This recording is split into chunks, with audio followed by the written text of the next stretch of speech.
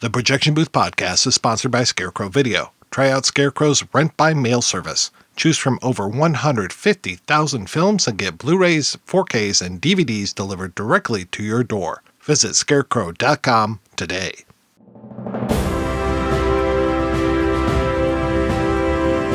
Hold your ears, folks. It's showtime. People pay good money to see this movie. When they go out to a theater, they want cold sodas, hot popcorn, and no monsters in the projection booth. Everyone pretend podcasting isn't boring. Turn it off. Turn it off.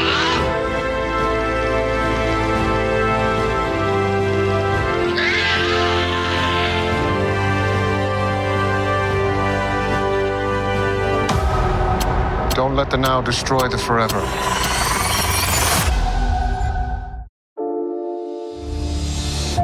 One filmmaker has always been ahead of his time. Time, stop!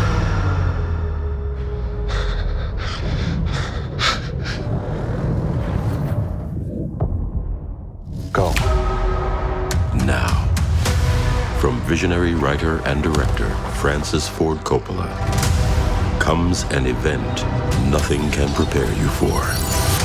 Imagine today's society as a branch of civilization about to reach a dead end. Is this way we're living the only one that's available to us? My plan is a city that people can dream about. Megalopolis. What about those standing in your way? Power to the people! Who like it the way it is? People don't need dreams. People need help now. Don't let the now destroy the forever. We're in need of a great debate about the future! Enjoy the show. 1, 2, 3. Yippee yay.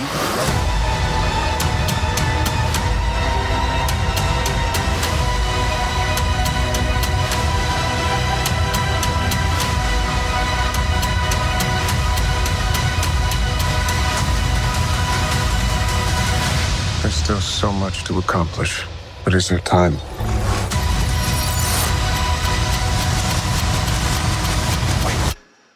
Go. Francis Ford Coppola's Megalopolis.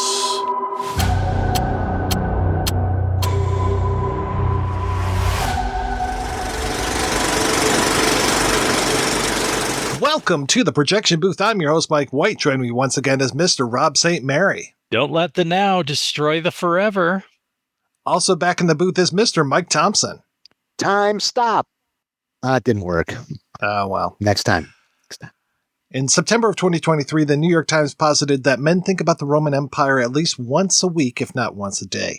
I don't. But since September of 2024, I have thought about Francis Ford Coppola's Megalopolis at least once a week, if not once a day. But can you blame me?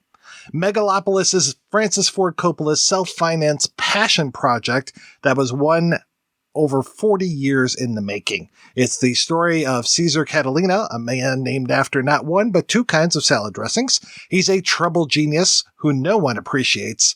Write what you know, Francis. He's the creator of a substance called Megalon, which is named after the creature that battled and lost against Godzilla. What does Megalon do? Is it a building material? Is it a medical miracle? Is it a floor wax? Is it a dessert topping? Shut up! It does what I say it does. Stop asking questions. If anything, I think we need to really talk about what the heck this movie is about and see if we can make some sense of it. I can warn you, dear listener, that there are no spoilers for this movie. It cannot be spoiled. It can only be pondered. So, Rob, when was the first time you saw Megalopolis and what did you think? Well, as soon as I heard that it would be in the theater, I got there as quick as I could because I knew it would not last long. And so I think it only played locally here where I'm at for about a week. My initial reaction is, I hope Francis had fun. I hope he had a lot of fun because that's a lot of money. I hope it does exactly what he wanted it to do because at times I don't know exactly what he wanted to do. You know, it's 50 pounds of of ideas in a 5-pound sausage casing. So it's there's a lot spilling out all over the place. I'm glad I'm here with y'all because it's going to be fun to talk about it. And Mr. Thompson, I know where you were because we saw this movie together. You want to give your initial impressions? I just remember when it was over, the first thing I said was, wow. And you just said, yeah. Oh, I didn't say platinum? I was reacting to the song they were playing at the end because I was very excited that the was there. I don't get to hear them at the movies very often. But then your reaction immediately to me, oh, wait, let's think about the movie for a second instead of this song, which is now washing away this experience, at least for the moment. I've seen many, many movies where things don't feel connected. This one, though, really seemed to strive for that. It was almost like trying to be stream of consciousness in some respects, but also clearly not wanting to do that. It's just, even watching it again, it just feels very much like, just like Rob was saying, there are a zillion ideas in here. Hardly any of them are fully explored. Hardly any of them are even fully addressed. He throws something in and it's like, okay, I've got to get back to the story. But yeah, that I just remember walking out and standing in that hallway like we usually do after the movies, just sort of in shock, I think, and yet not surprised. No, not surprised at all. I mean, we saw the trailers. We saw that teaser that was out there of Adam Driver standing on the edge of the Chrysler building, feeling very much like Men in Black 3, but not nearly as good, and saying time stop, and apparently he can also stop gravity because he's pretty much falling off of it, and also thinking, wow, it's a tribute to the Hudsucker proxy. I can't wait. This will be great. If somebody shows up as an angel as he's falling down, or to go back to the Men in Black 3 of it, he suddenly transports and starts to battle against Jermaine Clement. One of those options would have been so much better than what we got with this, which is essentially it's a film made for blind people because every time there's text on screen, Larry Fishburne or a bunch of children will read it to us. So thank you for that. This is one of the most sensory-friendly movies that you can possibly imagine because you don't have to think while you're watching it. Larry Fishburne will tell you what's going on, or the characters will tell you everything that's on their mind, no matter what it is. On my most recent watch for this show, my note here is, feels like a pot-smoking college kid who had some philosophy and history courses and Shakespeare and decided to write a movie to fit in all of his ideas. I feel like that's accurate and yet also generous at the same time. There's a YouTuber that I watch, Steve Shives, and his opening to his little review, was, this feels like an Ayn Rand novel directed by Ed Wood. And I felt that was kind of unfair to Ed Wood. Yeah. I mean, I would have enjoyed it if it had Ed Wood's not special effects, but symbolic effects. There's another movie we'll talk about later that came out the same year. And I'm like, I can't believe that they only spent 10%, like the catering budget probably of this movie to make a film that dealt with an architect in a really interesting way. Not to jump into the documentary already, but yeah, when watching that and just those little things they would show of like, this is how much they're spending on this, and this is how much they're spending on that. And like, oh, he's going to buy this hotel and convert it into just like the movie itself, these are all bad decisions. like you're just pouring money away. Yes, you're spending all this time to create this atmosphere, and you're spending all this time in the movie to do the same thing, but it doesn't amount to anything. It doesn't come together in any way.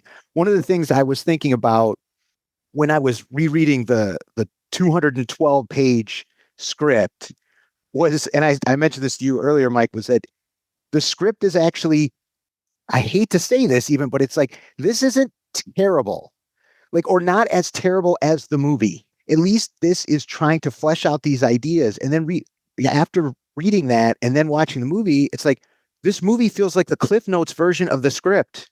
Like you had things completely, maybe too drawn out in the script, but it's like, okay, here's how Claudio takes control of the immigrant population. We're going to spend a lot of time with that. In the movie, no, he's in charge now. That's just what's happening. And if you have any questions, like you said, Lawrence Fishburne brought that to, has told you, or Claudio did. so much of this felt to me like, in a strange way, I'm watching somebody who's like, I'm spending $120 million to not compromise my vision while I completely compromise my vision. Like instead of making this full movie, I'll just make some of it. To start with the beginning, it's noted as a fable. And that to me feels like Coppola is letting himself off the hook. That he's saying, if it doesn't all come together, it's a fable. It plays in its own heightened sense. So therefore, it's okay. It's a fable. So my intentions will be on the screen, and that will be good enough. I mean, we talked so long ago about the persistence of plot, but this doesn't even have the persistence of plot. You can't carry through from one scene to another what is supposed to be happening. It's like so many times we get shorthand when it comes to like, well, it's like the Kuleshov effect, right? Where you get this image, and you're supposed to make a connection between the two. It feels like there's no connection between these scenes, and sometimes with these images where I'm just like, what did that have to do with this? And I will say the second time watching this, I was like, okay, some of this makes a little bit more sense, but it still feels like it's being taken in shorthand. And there's just so many things where I'm like, well, wait, how does that play into this? And more than anything, it's like, why should I care? We can talk about Max Landis's cinematic masterpiece, Bright, as much as we want to, and think about how can there be a world of orcs where Shrek is still a movie kind of thing. This is like, we're in New Rome, but everything's exactly the same other than people wear different clothes. And they have cell phones because Claudio's passing out $100 bills with his cell phone number on it, but nobody actually uses a cell phone, I think, one time in this entire movie. It's just really, it's strange. I'm not going to focus on the cell phone thing, but it's just like, okay, so this is Rome, but it looks exactly the same as New York City. And yes, I mean, you were talking about the symbolic effects of Ed Wood. It feels like there's so many times where it's just like, well, this is a metaphor. The whole thing of him stopping time has absolutely nothing to do with any fucking thing in this entire movie. It happens, 2-3 times? Happens at the end of the movie, happens near the beginning. He loses his power at one point, manages to get it back because of love. Stopping time has nothing to do with this film, and there's so many things where it's like that has nothing to do with the actual movie itself. The big theme that I get is the one great man narrative. So he has this whole thing with, and we can get into the history of New York with the whole, Jane Jacobs, Robert Moses, because he's kind of a Robert Moses character. He's doing this like urban renewal, right? He's going to tear down this slum and build this beautiful thing, and that's going to revitalize New York or New Rome.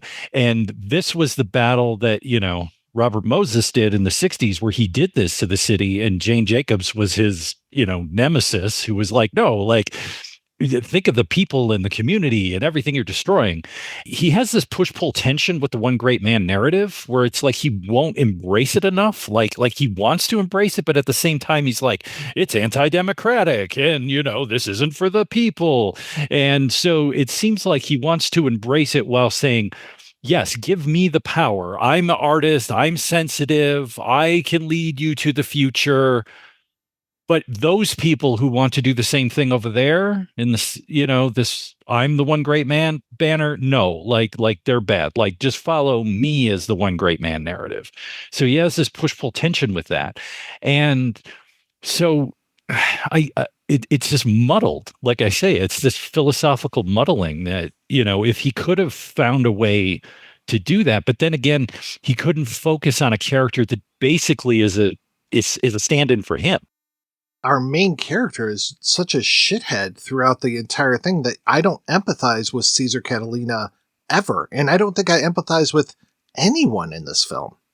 This whole thing that you're talking about, Robert Moses, is that kind of the thread of Motherless Brooklyn? Because I finally watched that one recently, where it's this whole, like, it felt very Chinatown as far as we have these buildings that are going up. Nobody knows who's approving these things. And it felt like there were all these machinations at City Hall kind of stuff. I can't say that I know all the particulars of that history, but I know that it was this part of this whole thing. I mean, it even happened in Detroit to a certain extent, where we're from, that there was this whole, urban renewal, and it's like we got to clear the slums and we put the freeways through, and this will be the great, future city that we want, Delta City, RoboCop.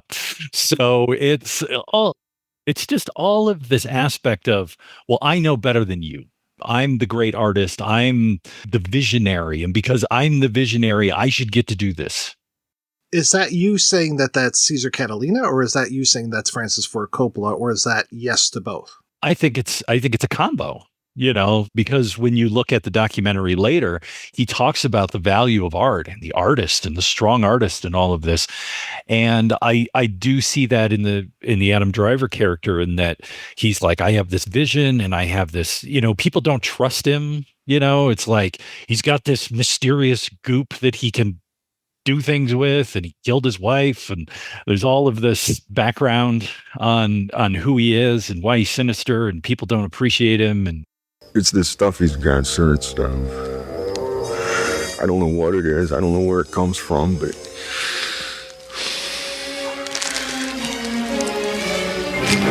it will give you one heck of a headache. I definitely see it as both. And it's like Coppola wants to have it both ways too, where it's like Caesar's a great man, but he's also flawed, because he does all these terrible things. But it's okay. He does the terrible things because that's when how he gets people to listen to him, because if you're good all the time, then nobody cares. In one sense, I'm like, there's probably something there. There probably is a story there. It's not in this movie, but I see. But again, there's just this overwhelming feeling of intention with no execution, no payoff, nothing. The story is a little labyrinthine when it comes to Caesar versus Cicero, and Cicero is the mayor of New York. Cicero is Giancarlo Esposito. We should say that there are many versions of Megalopolis. There's the script that Mike referred to. There's the comic book version of this. There's what we see in Megadoc, which we'll talk about after the jump. And then there's the movie itself. And there's even, rumors and things of stuff that you can kind of see throughout the 40-something year history of this. I mean, there was a period of time, what was it, like 99, when he was going to make this Cinecittà and call it something other than Megalopolis. It was like the return of Cesar Catalina or something like that. I can't remember. But it was like he's been making this and remaking it. I mean, there's talk of like, oh, he had 5 volumes worth of notes and wrote 400 pages within, the first year of really working on this back in 83. He had been thinking of it since the late 70s. Anyway, when it comes to this, it's like I mix up some of these versions. So when it comes to the Jon Voight character, Crassus, right? Is he the uncle of everybody? Because I think like Claudio, who's played by Shia LaBeouf, and Cesar Catalina are both cousins. Okay, all right. And then the mayor's kind of in a separate thing as Cicero, and he's got his daughter. And then Wow Platinum, the Aubrey Plaza character, she's sleeping with Adam Driver, whose wife, like you said, is dead-ish, maybe? Depends on which version we're talking about. And she's sleeping with him. He's not into her that much anymore, I guess. And so she plots and starts sleeping with Jon Voight and becomes his new bride. That all of the things that you just said happened in this movie. All of those exist, but it took a long time to sort that stuff out because it feels like at times there are 10, 12 main characters on screen at one time. The original script was even worse. There are multiple characters who got, combined into a single character. But yeah, it's just the way you just described it in terms of all the different versions and how long he's been working on it just makes me think like this is what happens when you have an idea for too long and you just grind it into, well, this. Well, we talked about that on the Fifth Element episode where I was just like, you can tell that Luc Besson had this idea when he was a kid, and he probably worked on it so long that the first time I watched it, I was like, it feels like there's such a rich tapestry here, but it's completely opaque. Like it's taken me a long time to ever get into the Fifth Element just because it was so dense with lore that was all behind the scenes. And it feels like this movie is just 100% behind the scenes lore. And it feels like Francis is the only one who can connect this stuff. And he's not telling a story. It feels like he's shirking the responsibilities of a director by not telling a story to us. One of the things that I thought when you mentioned that there were all these ancillary pieces, I mean, the doc is its own thing. I don't include that as part of this. But the fact that there is a graphic novel, that reminded me of when we did Southland Tales. Fuck yes. You're going to hear that a lot on this episode. Yes. And there's part of me, and I said that on that episode, if the film itself as its own thing doesn't stand on its own, and I got to go read a bunch of comic books or watch a bunch of short films or all this other stuff in order to make everything make sense, then it doesn't work as its own item. Like, I appreciate the extras if you want to build out an entire universe past that 2 hours that you want me to spend with it, but I shouldn't have to spend days grappling with all of this in order for it to come together. It should come together in this version in 2 hours, and all the other stuff is ancillary, and it adds, it enriches. It does not need all of this filigree in order for it to make sense. This is not to be an apologist or anything, but the graphic novel of Megalopolis is just a Marvel super special movie tie-in kind of thing. There's nothing extra there, except I was saying earlier to Mike, like except one scene that's not in the movie that was shown in the documentary is in the comic book. But even the comic book is sort of for me was sort of a perfect finishing experience for this, because it like I said, the Cliff Notes thing, like this was like the Cliff Notes to the movie, which is a Cliff Notes to a script. I don't think I would have understood that if I just read the comic without having seen any of this stuff. I would not have understood what was happening in it. And I think that again is, like you're saying, Mike, so much of this exists and has existed in Coppola's head for so long that for him, it's like, no, it's all there. It's only there for you. It's not there for anyone else. When we get so many of these characters together for the first time, because we're introducing so many of these folks individually, I think Julia is introduced around the same time that Claudio is, but then we get Mayor Cicero on his own, and then we get that scene, and it's one of two scenes that take place like on an elevated thing, because we're going to talk about the girders later on that are all elevated. Here it's an elevation above a model of the city, and it's Mayor Cicero unveiling like, oh, here's my plan to revitalize the city. It's this new casino, and it looks completely gaudy. It looks like, Biff Tannen's casino that he had in Back to the Future 2. Maybe like a certain casino that was in Atlantic City, something like that. In comes Adam Driver, and he just starts doing the to be or not to be speech from Hamlet. And from what I understand, they would have actors do, and we see this in Megadoc, and we'll talk about that more later, but they would have actors do all of these exercises. And him doing Shakespeare was an acting exercise. It is not what he says in the script. He eventually kind of gets to the point, but doing the entire to be or not to be, why is that even in this movie? What is that doing here? It really does nothing other than show me how many phrases we actually take from Shakespeare, which is kind of amazing. I mean, when I'm listening to him going, oh yeah, oh, that's a phrase. Oh, this mortal coil. Okay. All right. Slings and arrows. Yeah, that's good. But it's like, what the fuck? This movie's so self-indulgent, and it's like, you're spending all this time and money to shoot this. Why don't you actually just stick to the story if the story is the thing that we should be paying attention to? And that staging on basically this elevated walkway, it feels very theatrical. And that's the thing that I wrote is I go, Coppola to me wants this to be operatic. Like, it almost feels like with the Shakespeare stuff, with the big scale, that he just wants this to be so overwhelmingly huge.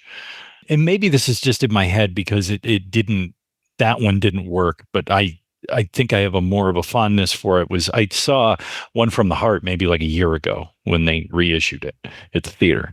And I can understand why audiences didn't want that in 1982 or 3, whenever that was done. But at least that one kind of had more of a it was operatic and big, and that one seemed to have more of a held together a little bit better for me.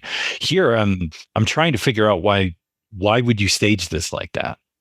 Like, is it just because you think it looks cool, as opposed to, is that the best way to bring out the ideas of the scene and the characters? Like, I don't understand why this is like staged at like a height, and it's obviously over, it's up in the air somewhere. And yeah, like in a big warehouse. I'm like, huh?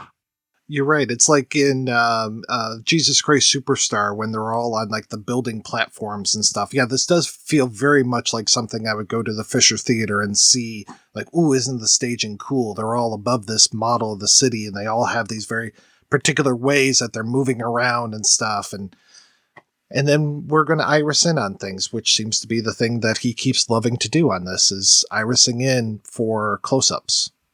All I could think of is like, okay, are they supposed to be like the gods looking down on this city and all the things that they're going to, and here they are fighting and all that. But to both of your points, like, there's nothing there to say, even if that is the idea, who cares? Like it's not conveying anything.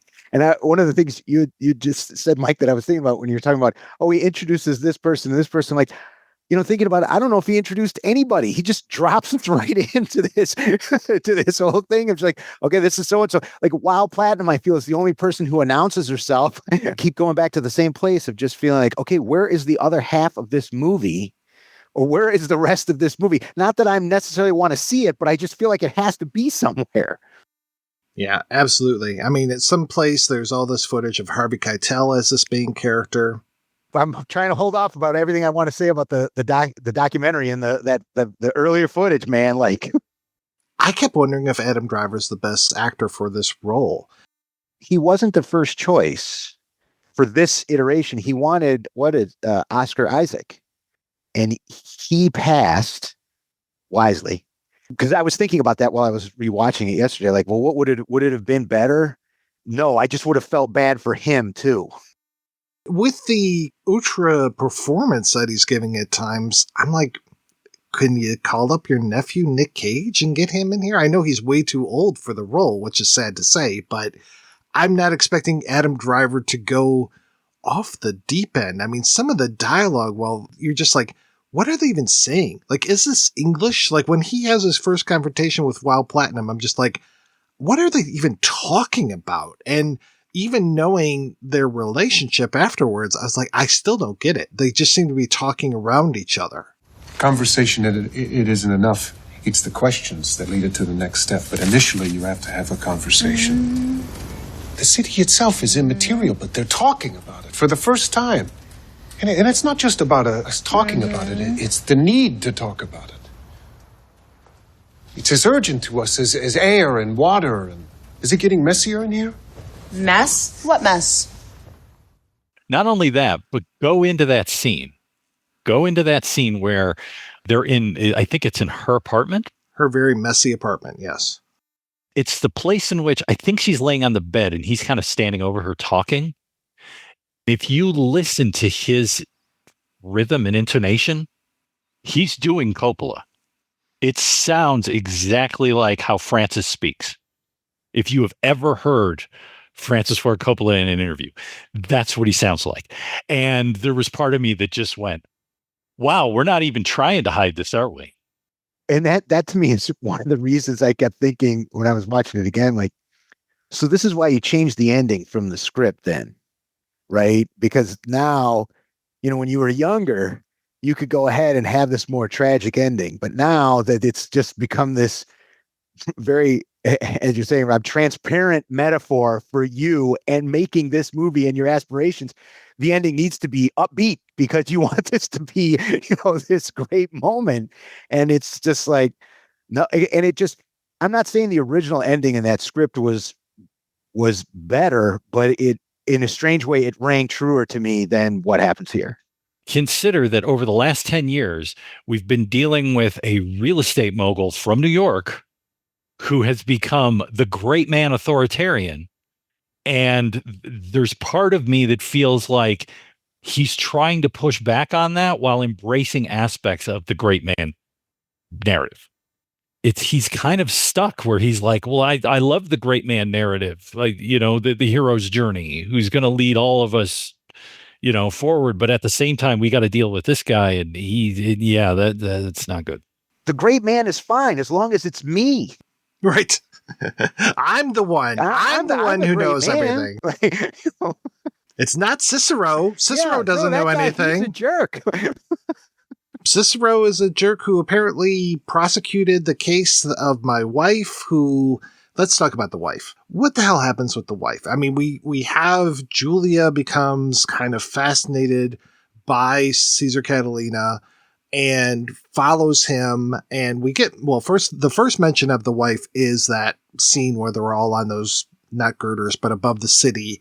And Cicero steps up to him. That's the first, no, actually not the first use. There's an earlier use of the iris in kind of effect, but there is a shot of Cicero in Driver's ear, in Cesar Catalina's ear, and he starts talking about, whatever happened with your wife, and very Cliff Booth of this movie to continuously talking about this wife and not really give us an answer about it. So he's in his ear and he's just like, whatever happened with your wife? And and we get this like little shot of this woman who looks a lot like Tilda Swinton, but it's not Tilda Swinton. It's like, okay, yeah, so what happened with this? And I don't think we ever really find out. Like, she follows him to this kind of grungy apartment building or something. He goes up and his wife is there on this bed and he's comforting her and talking with her and stuff. And I'm just like, okay, he sees this, but she doesn't, Julia. But Julia seems to be on his wavelength because she can see him stop time. She seems to be the only person that sees him stop time. So I'm like, okay, well, is he hallucinating this? Is this really real? Is she on like a different wavelength now that is beyond human comprehension and only the great man Cesar Catalina can see it? Later on, we get some shots and we hear about her driving off of a bridge and it sounds like she was pregnant at the time. That's one of the few moments of this film that I like, is all of the body painting that makes this form of a woman with a fetus inside of her. And then they break apart and you realize that it's people with body art on, and it's all like, kind of like ultraviolet kind of stuff. I was like, oh, that's actually a cool thing, Francis, way to go. But I don't know what the fuck ever happened with this woman. And I guess that's the blocker for him and Julia to get together. And by the way, one other thing real quick, Julia, first time we see her, she's at this club and she's with Claudio and the Claudettes, his three other cousins who I guess he's sleeping with. They keep talking about him sleeping with these girls. Okay. That's what Romans do. Anyway, and that she's also leaning that way. She's bisexual, if not lesbian. And that's really big in the script, is about like, oh God, you're sleeping with women. And I guess this whole movie is about her like being, now reformed into a heterosexual. That was like the weird, like underlying theme that I was getting watching this movie, is like her now suddenly like, you have to be normalized. You're going to have a baby. You're going to marry this guy. You're going to settle down. No more running around. No more being bisexual. Oh, it's totally in there. Yeah. And just completely appreciating, oh, he is the great man. Like, of course. Yeah. He probably has a horse cock, right? Yeah, and the whole thing with Shia LaBeouf being in drag, and he's queer as hell in here in his stylization, and just this whole thing about, which of course goes to, we love Caligula on this Fuck yes, podcast. We've done Caligula what, 3 times now? 3 times now, yep. Sexuality, and especially bisexuality, or kind of, we can go anyway as a sign of decadence. This whole thing about family and traditional heteronormative family is not a stretch for anyone who knows anything about Francis, because Francis, they always say, is very family oriented. Like if you've seen Hearts of Darkness, it's like he brought his family to the jungle to make a movie. Like, he wants to work with his family. He loves his family. He's a family guy. And so of course that's going to be the best thing. That's going to be the most, the great thing. And so to me, it falls into that trap of using queerness as decadence, which is to me kind of outdated a little bit too. Revenge tastes best when wearing a dress. That's true. Yeah, I think that was an old Klingon proverb. Yes. Right? Yeah. But the other thing in here, and this goes back to the great man, is that he even says, Driver's character even says at one point, my Emersonian mind. So I decided to go and look up what Emersonian means. So individualism, self-reliance, the condition of the nature and the soul together, critical thinking, and prizing your instincts over social conformity. So again, he's just layering on this, I'm a great man because I live by my instincts. But isn't there even a line, though, in there where he literally says instincts are overrated?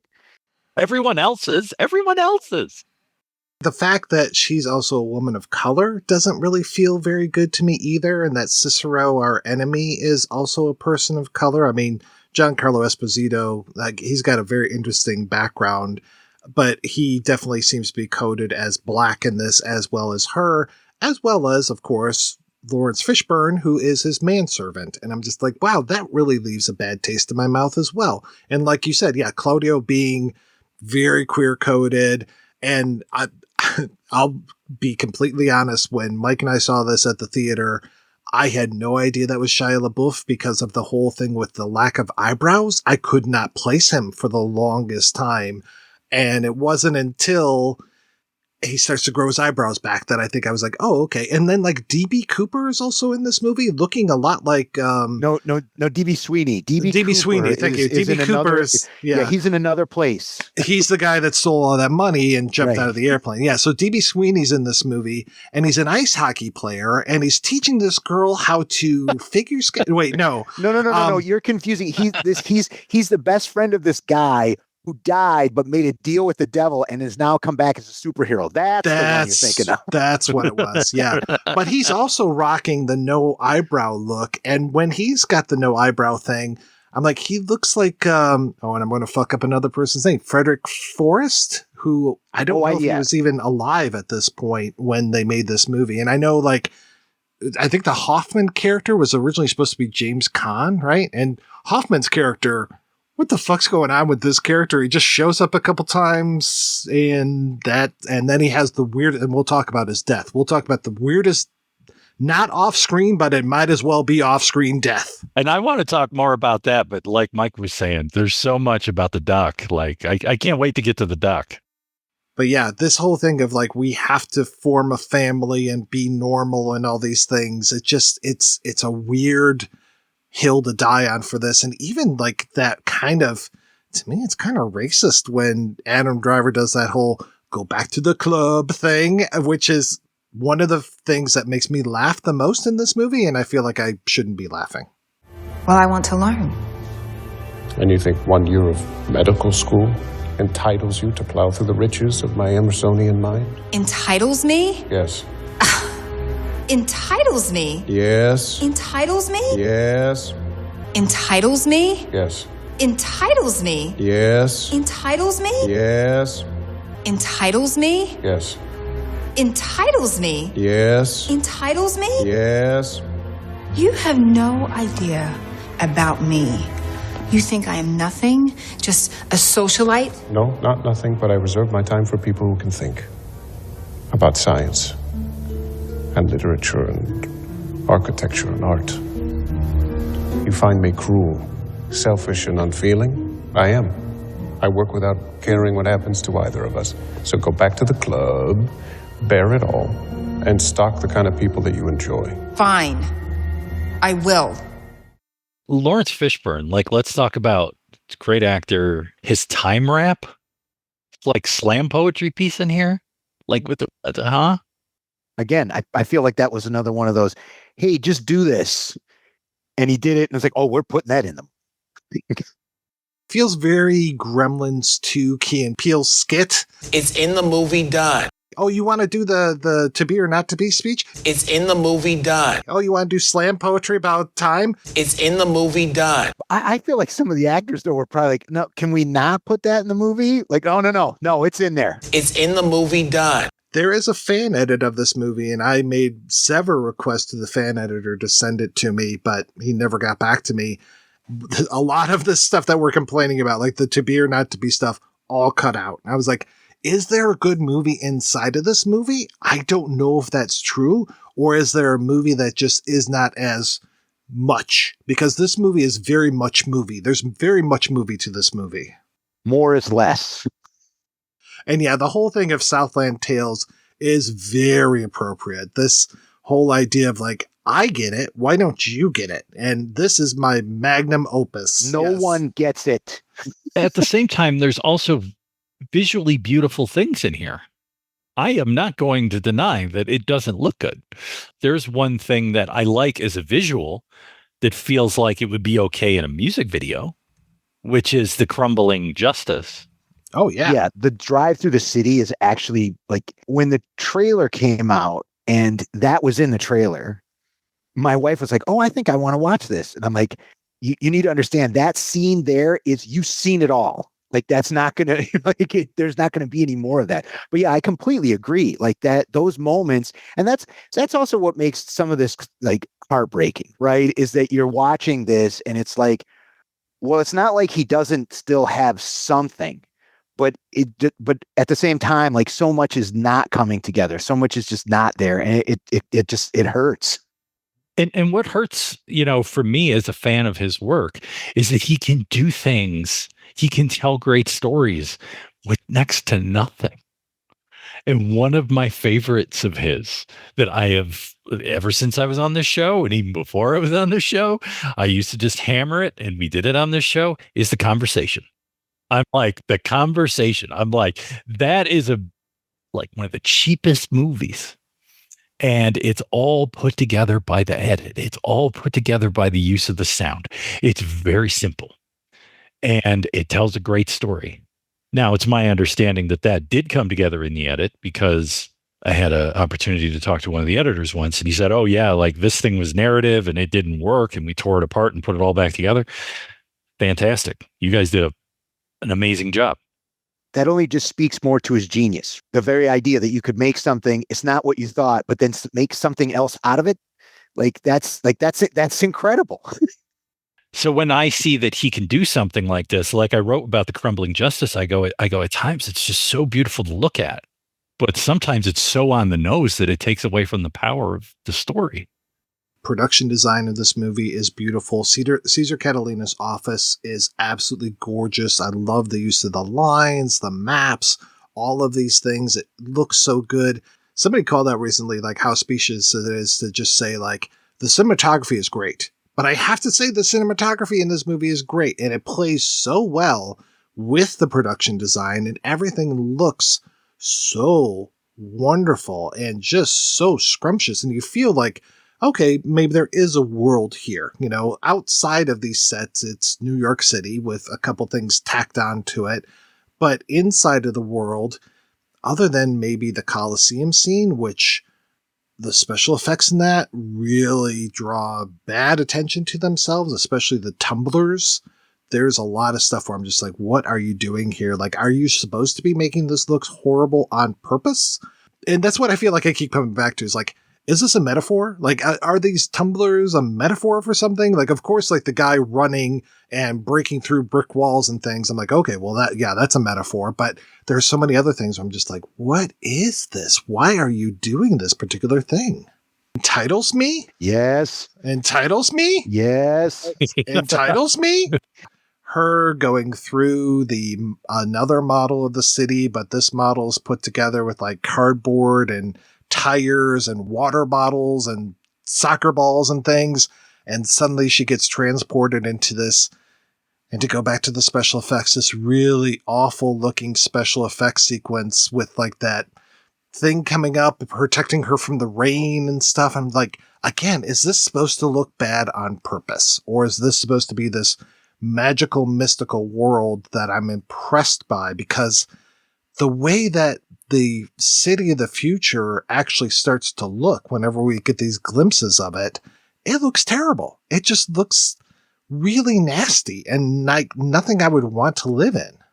It makes me feel terrible when I think this because it feels so, I guess, ageist, but it's just sort of like all I think of is, and it going to the documentary also when he talks about, only wanting like practical effects and stuff like that, where he just seems like these are the moments where he feels out of touch with modern filmmaking to a certain extent of just like, oh, it looks fine. And it's like, no, it doesn't. Like, have you not seen a movie in the last 10 years? Like, and I know they're not the kind of movies that you like. I feel like, again, jumping to the documentary, like it just feels to me and it's only happened like twice, but whenever he mentions Guardians of the Galaxy, you could just feel like the bile coming up out of his mouth. Like he's just angry that all these movies exist. And it's like, yeah, but there's stuff to take from that you could have used here. And the other thing that you were just saying that I had been thinking of before is like, is this the case of, had you given this to somebody else who could have taken the step back, said, read through the script, changed it up, and pulled out the themes and gotten rid of what doesn't need to be there, and then would we have had something? It feels like maybe.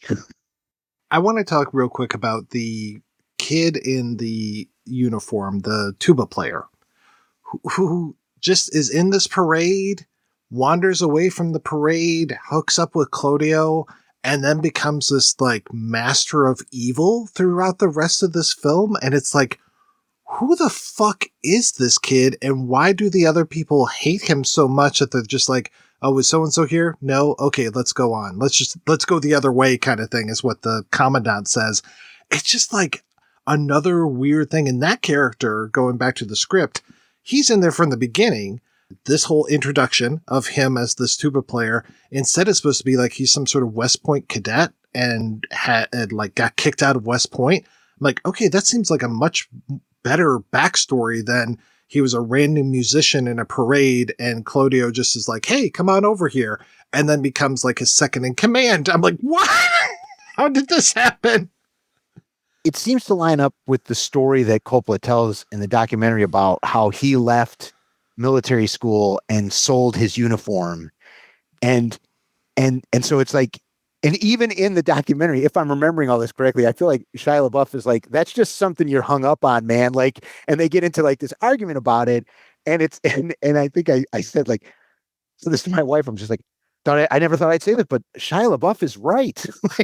Like this is, what, like, and to your, like everything you just said just makes me feel like he was like, Coppola was like, no, I have to have that in there because this speaks to me. It's like, all right, but what like, who else is it speaking to? What else are you really saying with it? There's an interview I saw with Shia LaBeouf, and it was some podcast, but it was a video podcast, which I guess is a podcast these days.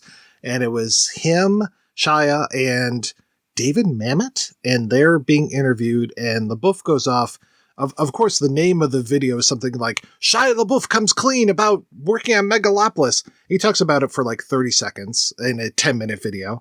And he just goes, and we fought all through the thing because it wasn't my dream. And I was trying to learn his dream, which you're always trying to do when you're on a movie. You're trying to learn your guy's dream. Sometimes those dreams aren't easily accessible. Sometimes you feel like you're not old enough to get to the dream. With me and him, it felt like that. It felt like, oh, I don't know about, because I'm a baby and you done lived a life, So I would acquiesce to him. Yeah, that's what it feels like as an audience member, is that I'm being kept from his vision at all times, that I'm not being allowed to know what the hell is happening. Like, I don't know what the significance of the Soviet satellite cruising overhead that we get little shots of here and there.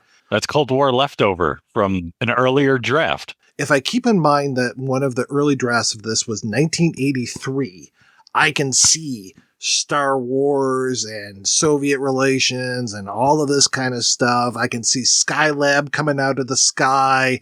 I see all of these things, but in a post 9/11 world, it's a whole different story. When I was rereading the script, I was like, oh, okay, the satellite crash into Earth is clearly a metaphor for alluding to 9/11. But then in the script, 9/11 happens and the satellite is still comes down later.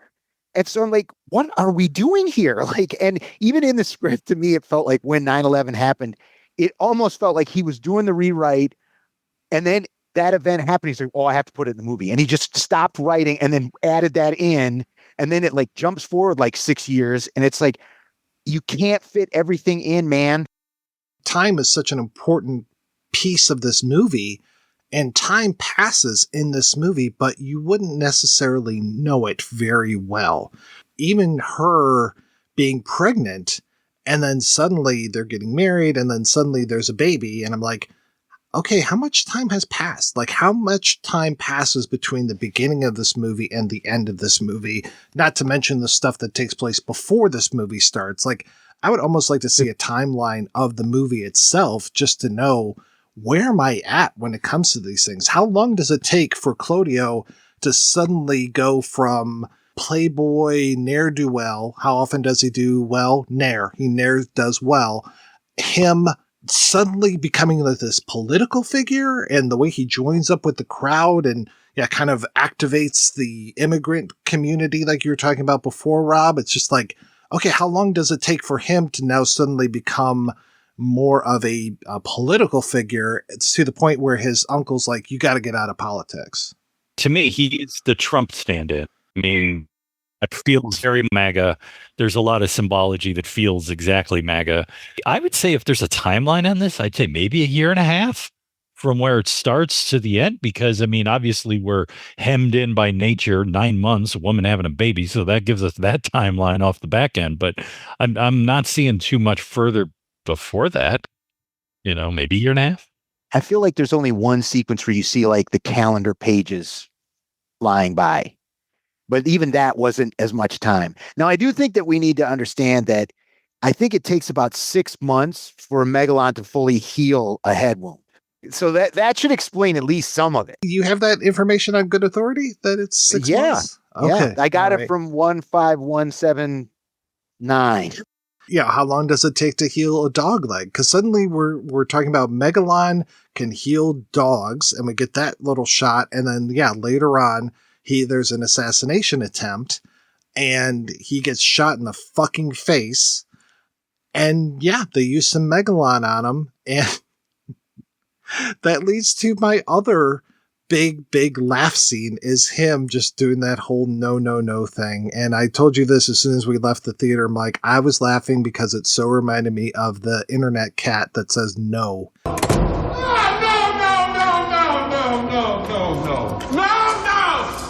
We're here to see Crassus. Someone froze our accounts. Someone's messing with the book. No. I'll be in the car if you need me, okay?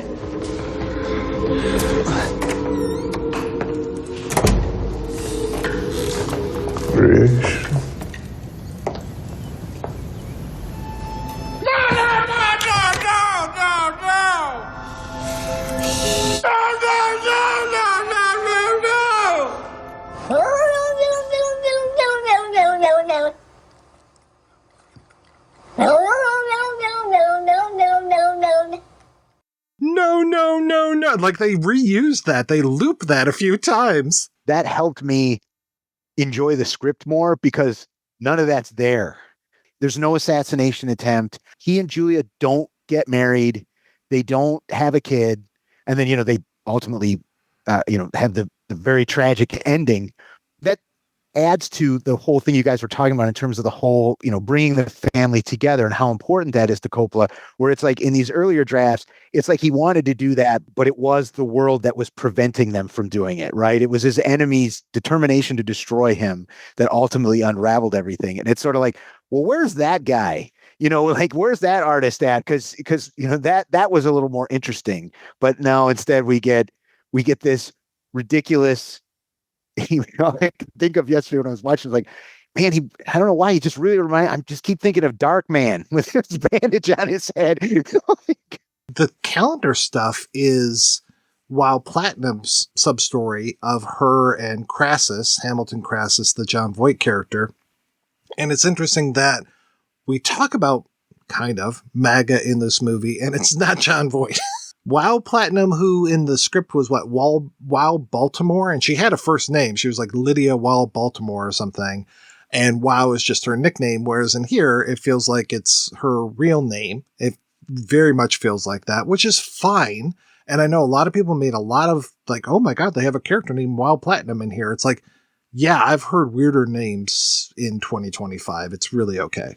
I mean, the actress name is Aubrey Plaza, which the first time I heard Aubrey Plaza, I go, it sounds like a hotel. Oh, I stayed at the Aubrey Plaza. It was lovely.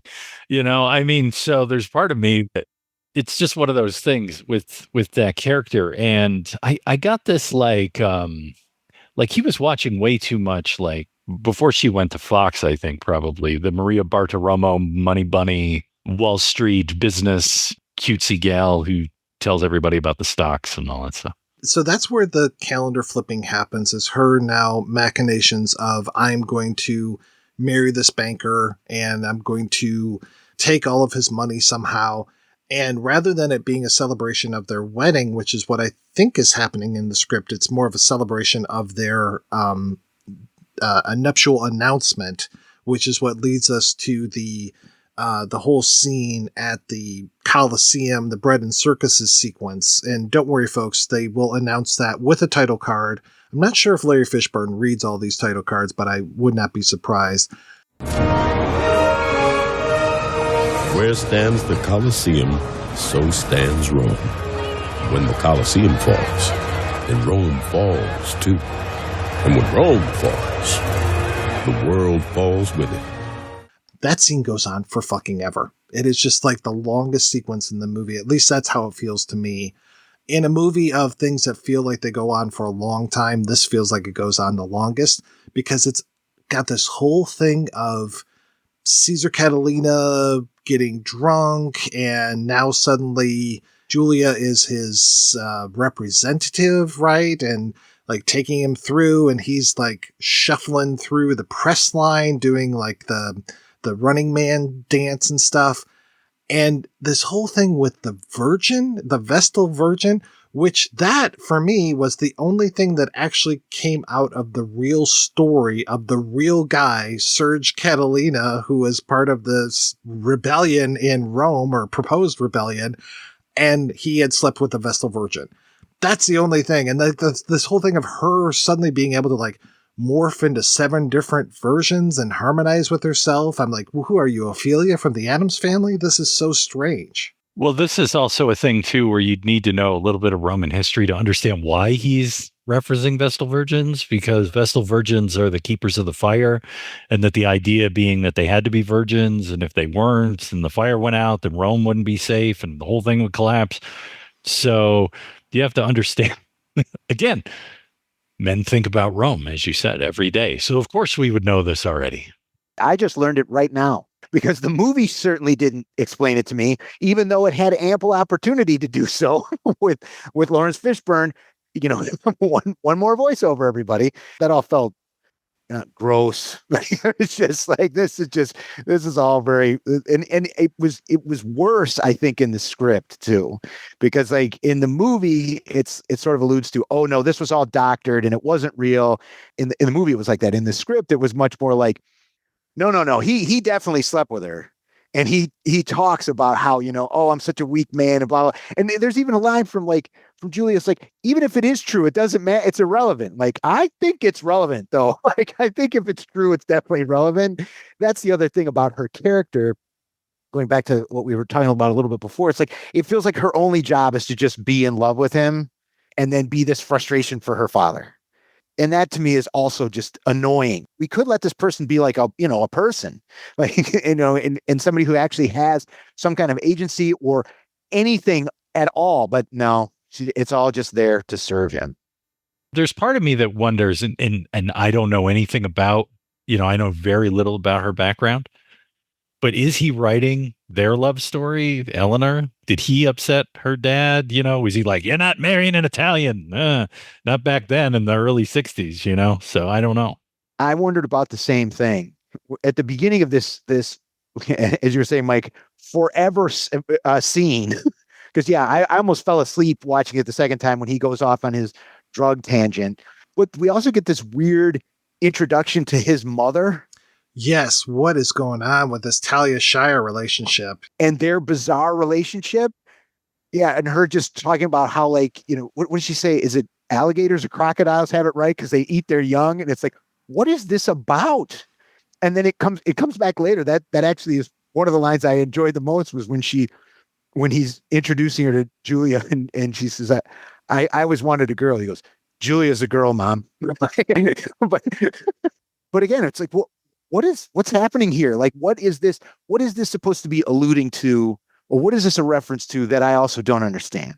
There's just more and more of that throughout the movie. And like you were saying before, Rob, when you're talking about Southland Tales, it's like, I don't want to have to do a ton of homework before or after this movie or any movie to be able to understand and appreciate what it is that you're saying. I'm not saying I don't want to think about it. I want to think about it. Of course I want to think about it.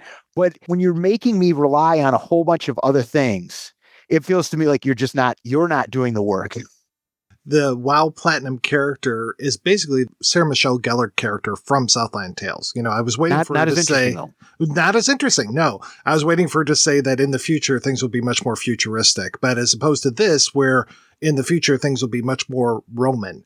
And it's like, they're so uneven, even when it comes to, because the other thing that this Colosseum scene brings up is this idea of the kind of Times Square like scrolling thing that they have going around the Colosseum floor, which is all in Latin, and they speak Latin. I think there's one part where Giancarlo Esposito and the actress who's named the Killer from John Woo's new version of The Killer, where they're talking in Latin to each other. Okay, this kind of reminds me of Francis probably speaking Italian to his relatives or something, but they're so uneven with, is this New Rome or not? I mean, it's like, okay, yeah, again, they've got all these QR codes and they're doing all this bidding through QR codes. And at first I thought they were bidding on the Vestal Virgin's virginity. And then I realized, no, this is some sort of, and again, I get this better in the script. They're trying to make money and they're like basically trying to come up with a campaign. So they're using this event, their bridal party, to raise funds. And I'm like, okay, first off, he's Crassus, the most well-heeled man in New Rome. Why does he need money? But yeah, this is their thing that they're trying to get cash, and that's why they have all these QR codes and they keep raising money. But I was just like, yeah, they're selling off for virginity. But whoops, it's already been taken by Cesar Catalina. I think my version's a lot more interesting. A lot more coherent.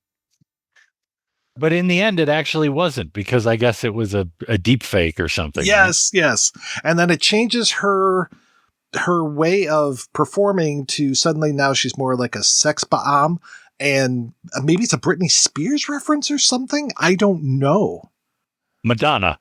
It's Madonna. It's the 80s. Madonna.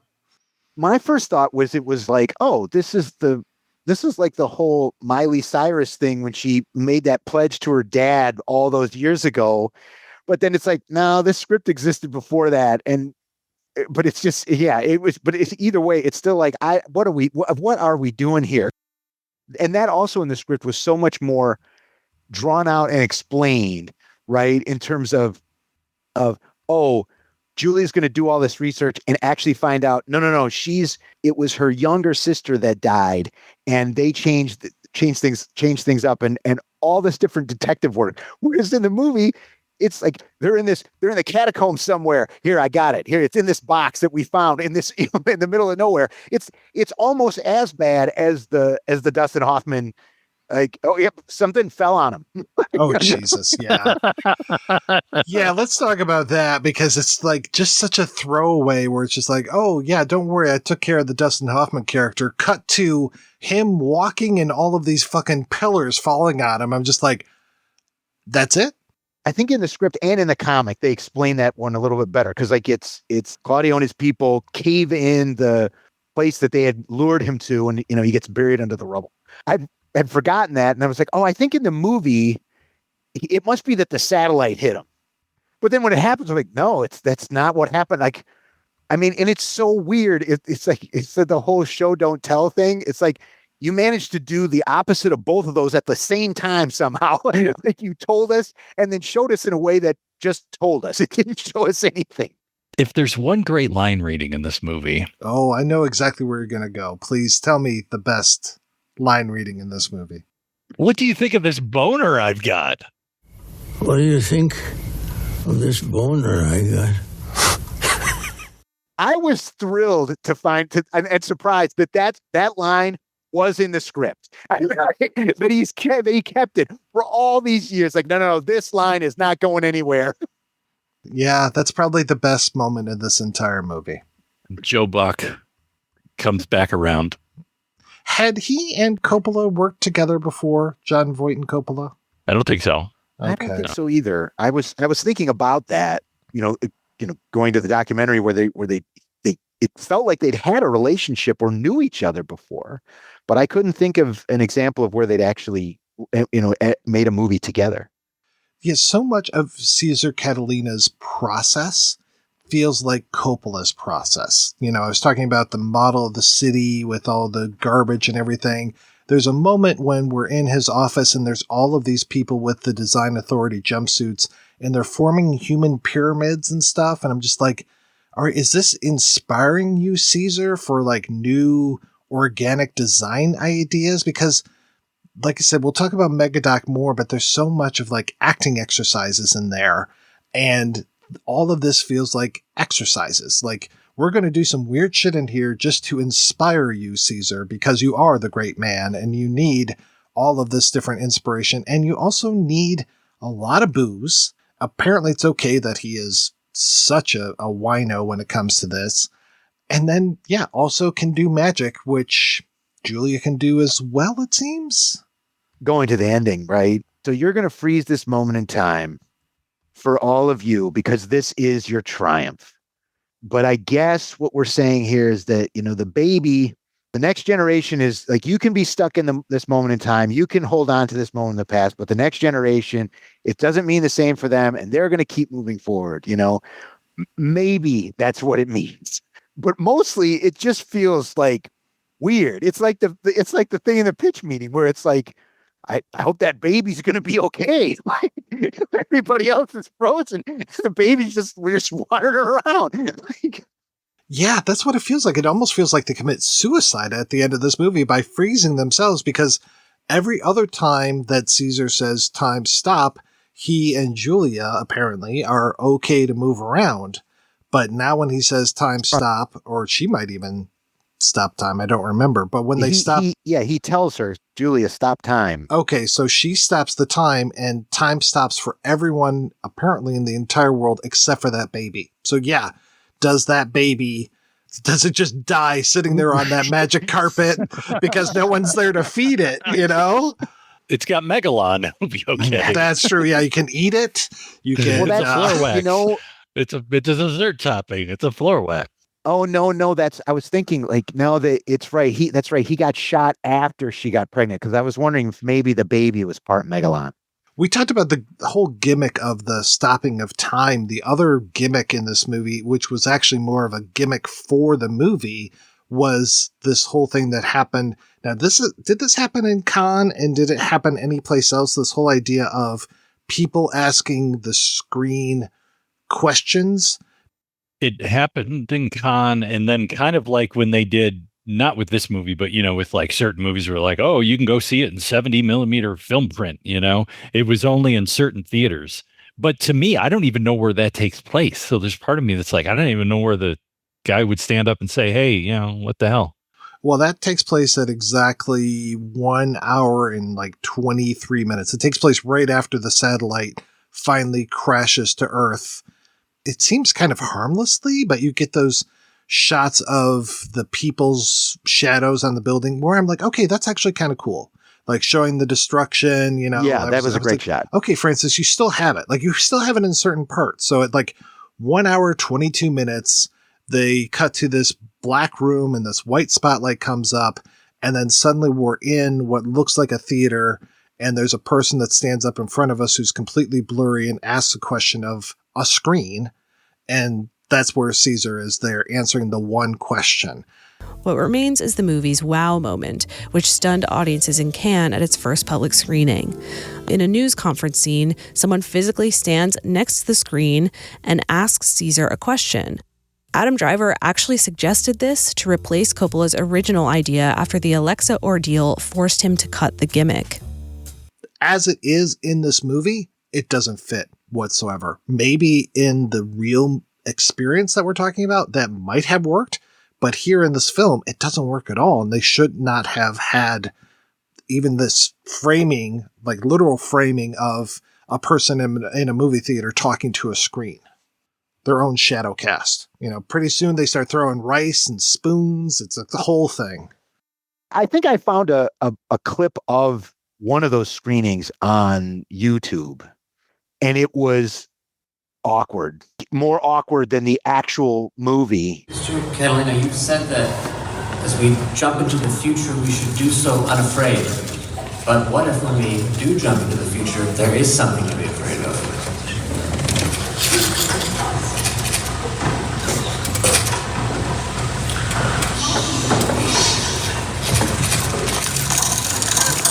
Well, there's nothing to be afraid of if you love or have loved. The timing was odd, because it's not like Coppola hasn't done weird stuff like that with some other movies. Not any that I've seen, but I've read about or heard about. But it just feels, to a certain extent, like, is this just experimentation for experimentation's sake? Right? I don't know what this is supposed to have, how this was supposed to have enhanced. If your intention was to feel like you were bringing us into the movie, even though Coppola is very clear in the documentary, he does not believe those images, those aren't real, even though Shia believes they're real. It's still like, if anything, it took me even further out of the movie, because, like you're saying, it doesn't fit. It's a weird moment even within this odd story anyway, of just like, okay, this thing crashes down and we're going to have a press conference with Cesar, but it doesn't seem to have crashed into any buildings. It didn't kill anyone. It didn't destroy his, construction site. So I don't know what obviously this is supposed to be a 9/11 metaphor. You even see what looks like ground zero after that. But again, it's like we didn't see any buildings get destroyed. We just saw a metaphor of people reacting as shadows. I thought it was going to be towards the end, because there's a whole speechifying piece in here that's also like, oh God, like if you have to do this, then you've really lost the narrative. That's like, you really have to hammer us on the head in terms of, this is what the theme is. And the theme is, we need a great debate about the future. Pull yourself up. Let it not be said that we reduced ourselves to be brutes and mindless beasts of burden.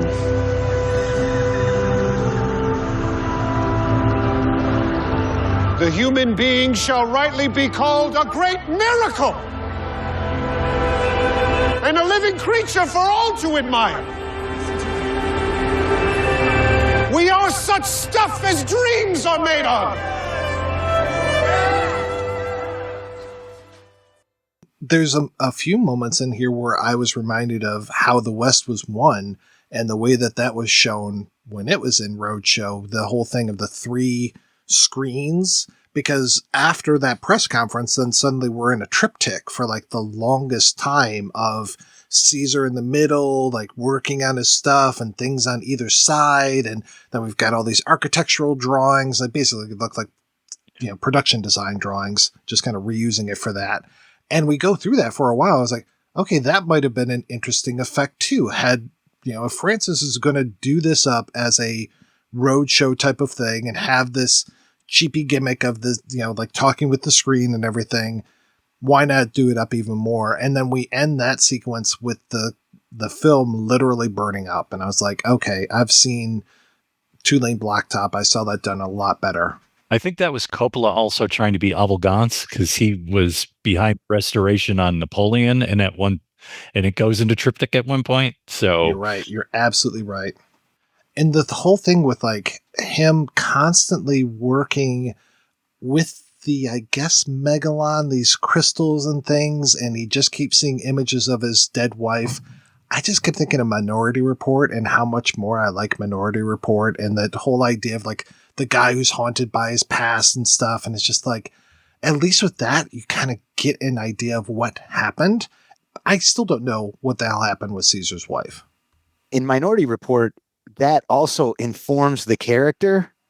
And in this, I don't know what it does. Like, I mean, he's damaged, and he still loves his wife, because Julia told me that when she somehow or other saw the thing that he could see, but didn't see it.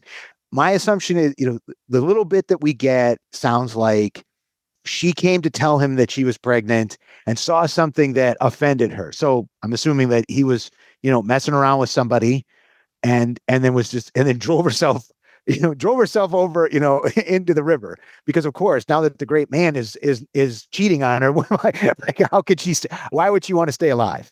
I was also thinking another theme that comes up here, and this is after the assassination of getting shot in the head. There's a line that says, "I will not let time have dominion over my thoughts," which to me is the whole, vita brevis artis lung, idea that, art and great things live on beyond us, and the importance of creation as an artist. Because if you know enough about Coppola, he champions the idea of that. And I understand, dude, you're in your early 80s. Okay. I remember in college, I had a death class. It was about cultures and death and dying. And there was a thing called terror management theory. And this to me starts to become like, you talk about Einstein trying to find a universal theory of everything. Like, to me, terror management theory is the universal theory of everything. Like, for humans is how I've come to it. It's like, that's why you have kids and why people invade countries and put names on buildings and build statues and all of this stuff. It's like, I need to prove that I existed beyond my time, because otherwise I'm going to be forgotten and swept away into eternity. I really get that he's dealing with that in here too. It's kind of, a little bit more subtextual, except in that point.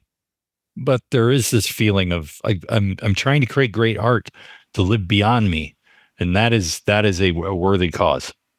Yeah, that's how this movie is introduced in the Sam Wasson book. I believe it's called The Path to Paradise, where it's Coppola talking with, it sounds like Wasson saying, and I can't remember what the Italian is, but basically it's, I'm close to death, Vincente Muerte or something. I'm in the vicinity of death. And so it's like, okay, this is Coppola, like pulling out all the stops. I'm going to make this movie. This is going to be fantastic. But he's also dealing with such the piddling things, and just like, it feels like he's got such an axe to grind. Like, so much of this movie in the back half of it is Platinum and Claudio plotting against Crassus, Hamilton, but also that they're plotting against Cesar Catalina, and they freeze his accounts. So he has no more money, so he can't do this. And I'm just like, okay, this is you, Francis. Like, and to the point where they're talking about like, oh, when we have this baby, it's either going to be Sunny Hope or Francis. And I'm like, yeah, like Francis is running through this movie. If anything, Francis is Megalon.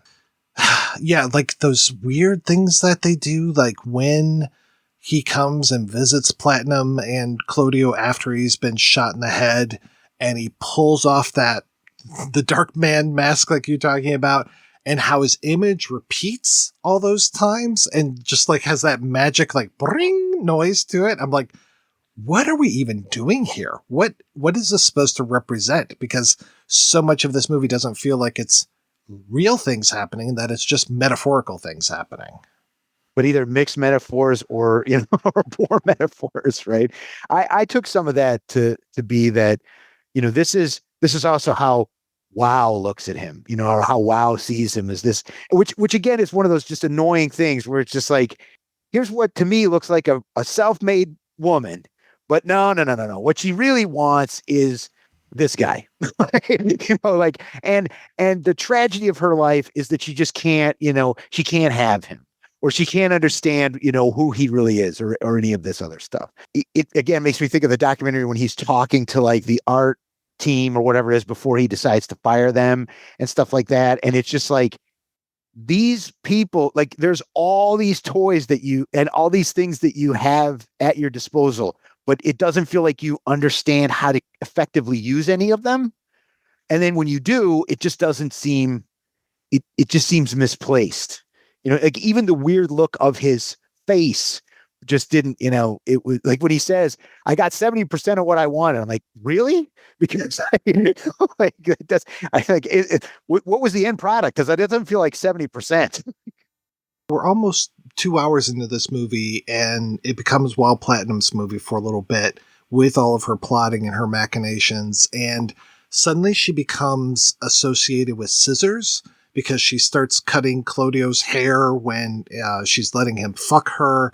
And then we have this scene that really reminded me of Orson Welles' Othello that takes place inside of a steam bath. It so reminded me of like that scene from Othello. And we have her in front casting shadows and doing like shadow puppetry almost and using her fingers like scissors, and you hear like the scissor noise and everything. I'm like, what are we doing here? It's almost interesting. But it just does not land. And that's the thing, is I don't know if anything in this movie ever sticks the landing. No, nothing sticks the landing. That's it. I want to talk about the end of the movie because I did not make it all the way to the finale. So, Mike, can you talk a little bit about how the script of this ends as opposed to the film? In the script, Cicero contrives a way to finally get, what's his name in the script? Serge, not Caesar. He's going to have him killed. And so he says to him, like, look, you're right. I'm terrible. Come meet me here. And, I will do whatever. And so he goes, Julia and Caesar go to the meeting place. He gets out, and Julia realizes, wait a minute, this is a setup. So she runs to go stop him.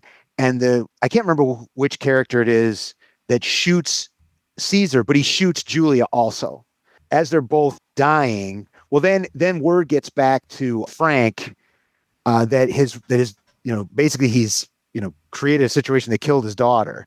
So the very end of the movie is he goes into his limousine, I think, and slits his wrists, and just like the end of The Killer, Caesar and Julia are calling towards each other, and he says, time stop, and that's where it freezes, and that's the end. I'm sorry. I just think that's better. I mean, is it good? That's a separate question. It just felt truer to everything. Like the whole idea of, yes, the great artist is trying and trying and trying, but ultimately he is defeated by this other person's jealousies, but those jealousies defeated him too. But yeah, instead it's like, no, we're going to leave this baby on its own while the rest of humanity is frozen. My note about the ending in my letterbox was, it's ultimately a tale of a great man. The world will be perfect if everyone just realizes what a genius Cesar Catalina is, shuts up, gives them the money, and follows along. Meanwhile, it talks about the value of democratic values, but ending with an almost socialist pledge of allegiance. Oh, yeah, that Pledge of Allegiance. I mean, you're already cringing through this movie, and to end on cringe. At the end, we have to contrive this way for Coppola to let you know how it is. I mean, he's always been, I don't want to say anti-American. He's always been a very much critiquer of America. I mean, The Godfather is such a critique of America. Apocalypse Now is a critique of America. And this film could have been a critique of America, but it doesn't seem to know what the fuck it's trying to say. All right, guys, let's go ahead and take a break, and we'll be back right after these brief messages. Looking for something superior to streaming? A place with more than 5 times the selection available on all other streaming services combined? Check out Scarecrow Video's Rent by Mail service. Select from an unparalleled collection of over 150,000 films and get Blu-rays, 4Ks, and DVDs delivered directly to your door. Get in on it now at scarecrow.com and rediscover the wonders of physical media. You know why I'm doing this movie? I have money. I already have fame. I already have Oscars. What do I get that I want? Some fun. I want to have fun. You have been working on this project for a while. 30 years. How can someone spend $120 million of their own money on a film? Say a prayer. Action! I read the script 25 years ago. I'm Giancarlo Esposito. People may look back in 30 years and say, God, you gotta go back and watch Megalopolis. No one I'm working with realizes how weird a movie this really is. I read it and then I emailed him back and I said, this is a nightmare. What is going on right now? That guy knows.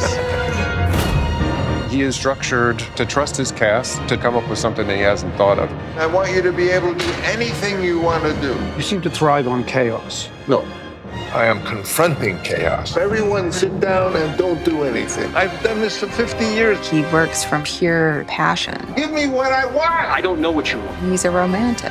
And he's very repressed. He's very what? What? What was the last phrase? I was so young when I started working with him. He is my godfather. It's Francis. I know where I am, and I know it's the Super Bowl.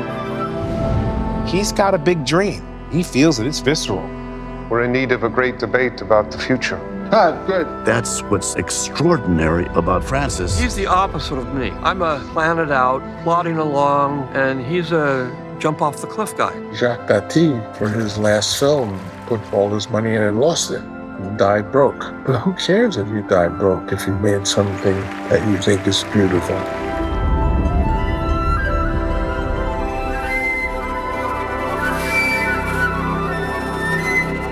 All right, we are back, and we were talking about Megalopolis, and a few months after Megalopolis came out, there was a film released called Megadoc, which has nothing to do with the Meg. I was really hoping that it was a whole thing about the making of the Meg series, maybe talking about the third one, which I'm desperately waiting to come out, but instead it's a documentary directed by Mike Figgis, all about, kinda, the making of this movie.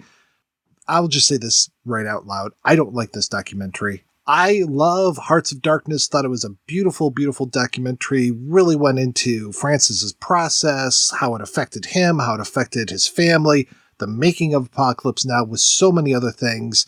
You know, I just mentioned Orson Welles before the jump, the whole thing of like, here's how this project started. There was supposed to be this adaptation by Orson Welles, and they talk you through this, and we occasionally come back to Welles as a voiceover artist. Those are signposts, and there are no signposts in this movie. This movie, Megadoc, gives you absolutely nothing to go off of. You are thrown out into the middle of the sea. Try to swim. Good luck. I wrote that I said Figgis did a good job giving us a view of what was afoot in the creation. I go, but he doesn't sense any larger theme. And even at one point, he even says as much. He's like, I don't know what I'm doing here. I feel like I've gotten sucked into the vortex along with this production. The one part on the documentary where it says, this is his video diary. That's the only entry we get from his video diary. And it's like, well, wait a minute. Like, you know, clearly you've been doing this for a while. Like, why are you not talking more about these kind of things? In many ways, similar to the movie, it's sort of like all over the place. And there'll be these moments where it's like, oh, I want to know a lot more about that.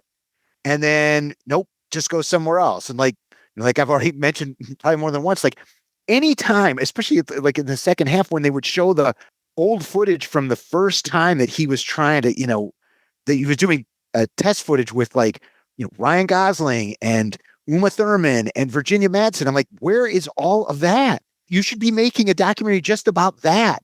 And then for this movie, it is very, I think it's very difficult not to compare it to Hearts of Darkness, right? Because of who the subject is. And Hearts of Darkness is probably, you know, one of the greatest movie documentaries ever made. But it also came out, you know, years after the movie. And like this is coming out right afterward. There's nothing in there really about what really did happen. There's not enough reflection on what the movie was trying to be or what it turned out to be. And yeah, it feels like Figgis had a lot of behind the scenes stuff that he cobbled together, and then it's just suddenly over. Any use of on-screen titles would have been very welcome. The idea of here's Uma Thurman reading this stuff, here's Ryan Gosling actually in front of these green screens, and this stuff is obviously edited together. You have multiple takes. Anything of, that very brief thing of Virginia Madsen. And thank you for confirming that was Virginia Madsen, because there's no on-screen title that says that it's her. There's no on-screen title in regard to what year these are taking place, because I have a feeling that the Ryan Gosling stuff took place at a different time than all of the stuff with the table read, where you see that Giancarlo Esposito was part of that early table and De Niro. And De Niro.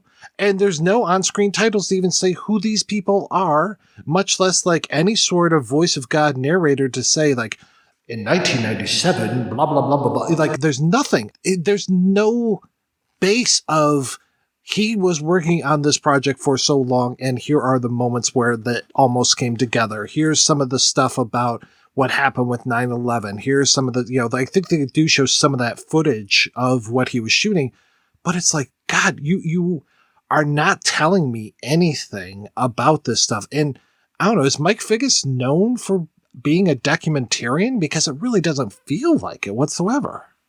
If I can pull out one thing that I think is a thematic that I found funny later, is like one of the first lines that Coppola has is, "Who cares if you die broke as long as you make something beautiful?"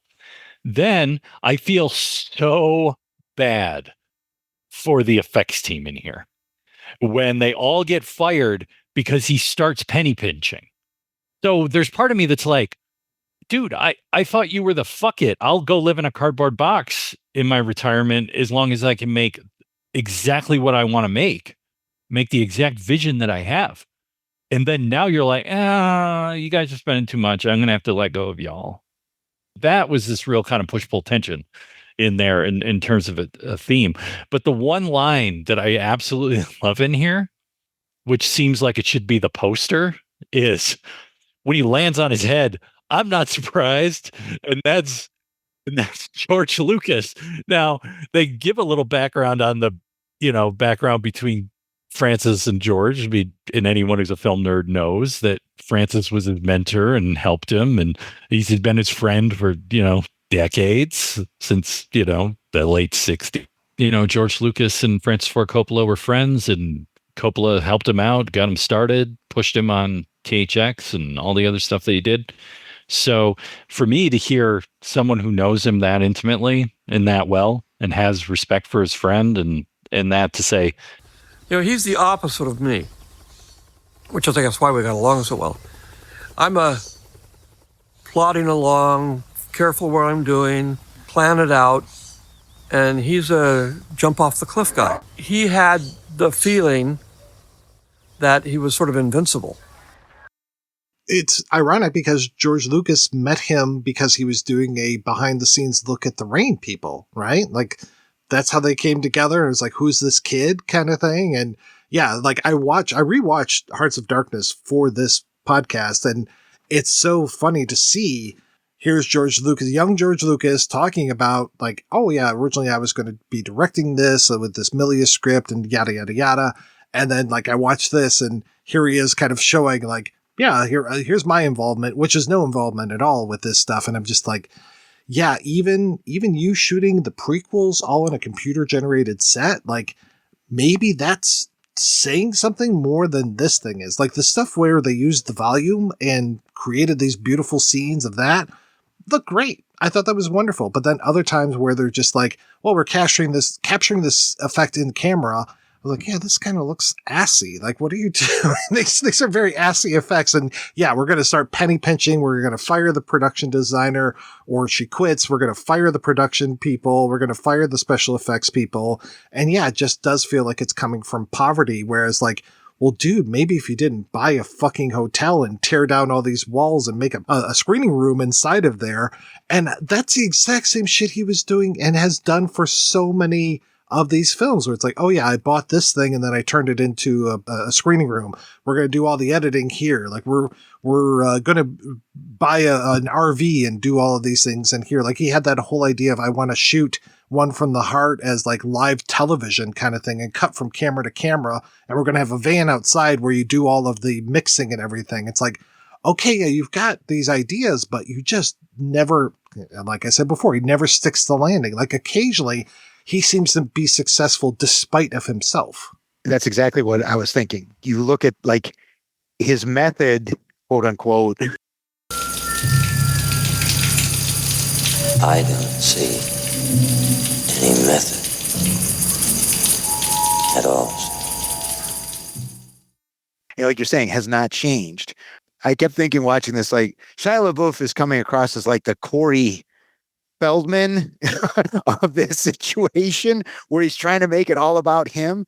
But at the same time, he's not 100% wrong. Like some of these things that he's complaining about are legit issues, and Coppola's reaction most of the time seems to be like, you don't know anything. I've done this for all my life. And, and it's like, yeah, but let's talk about the track record then. Like, if it's worked 50% of the time, that doesn't mean it's bulletproof. 60% of the time, it works every time. It does very much feel like he's still living in this other place. Like going back to the Hearts of Darkness, when he talks about, like, if you take this much money and treat it like it's way more, then and it's like, you can't treat $120 million like the way that you can't spend it this way. Figgis is up against the fact that Adam Driver, the actress who plays Julia, there's a lot of people who either will give him a little bit of time or like none at all. She doesn't like when people film her eating. When I think about this documentary, it almost feels like you were talking about, let's see if we can re-edit Megalopolis and see if there's a better film in there. There's part of me that's like, let's re-edit this and make it a documentary about Shia LaBeouf, because he actually is the most interesting and engaged person in here. It's like him and Aubrey Plaza are the two most interesting people I find in this entire documentary. Because they're the only participants. Aubrey Plaza, both in the movie and outside of the movie, feels like she is so disconnected from everything. And she's just like, yeah, I'm having a good time. Yeah, this is good. I'm going to drink this champagne. I'm going to just, enjoy myself on set, do these acting exercises. And like, it feels like half of this movie is them doing acting exercises. And I'm just like, well, you are wasting so much time and money, Francis. What the fuck are you doing? Well, and that whole weird thing with her and Dustin Hoffman, where they're doing the arm wrestling thing, when she just ended it, like, it was like, okay, forget it. Like, I know everything I need to know about you now. Oh, and he just comes off as a total creep in this documentary. Yeah, very, very much so. And yeah, your main character, Adam Driver, does not really want to talk with you at all. And I'm like, okay, that makes for a great documentary. This feels like a DVD extra that I would complain about on the DVD for Megalopolis, which has never really been released in the United States.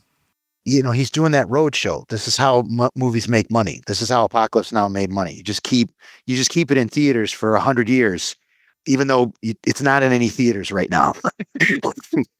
She's doing acting exercises even when she's auditioning for the part. He's asking her to do these things. And I'm just like, Francis, you are so fucking annoying. I know that Hearts of Darkness did not paint him in a good light in any way, but at least I kind of empathized with him at times because it felt like his whole world was crashing down. In this one, it feels like he's there pulling it down. He's trying to be Dustin Hoffman in his death scene, just pulling down the columns on himself. The great thing about Hearts of Darkness is that he can always point to Brando and go, see, I've got to deal with a diva. The diva's doing this to me. And in this, he's got no one to point to but himself. He's his own diva, yeah. And the thing about Dustin Hoffman, I love the honesty of Dustin Hoffman in here, where he's like, I don't know what any of this means. I don't have a clue. I still don't. He's like, I shot it and I still don't. Just to be that honest and that willing to be that honest. I mean, I think that's great. I think it's partly to do with the fact that he's about the same age as Coppola and he doesn't care anymore. He's in his 80s. What you find is Shia LaBeouf going the other way and trying to push back and go, hey man, like, help me with this. And he's like, yeah, that's not real. That's not real. Like you said, Mike, that's not real. That's not real. Going back to what your earlier question about, Shia LaBeouf should have directed this. Then we would have, had something. He'd still be shooting it, but still. Or he'd be watching it in a movie theater. I would like to see his reaction to watching Megalopolis now. Let's re-rent out that theater, Shia, and just sit there and watch the movies that you've made since you did that kind of art installation thing that he was doing. Yesterday, you said tomorrow. So just do it! Make your dreams come true! Just do it! Don't let your dreams be dreams. He is responsible for some of the best things in the internet. And his whole thing where he's talking about how he has to make amends with John Voight, and because I was like, oh yeah, they were in Holes together. I think they've been in a few things together. And the first Transformers. That's right. Yes, of course. Who can forget Sam Witwicky? So. Yeah, and John Voight as the president. The loss of Sam Witwicky from those Transformers films really made the last 5, 10, 15 of those just feel very lacking. Yeah, I agree.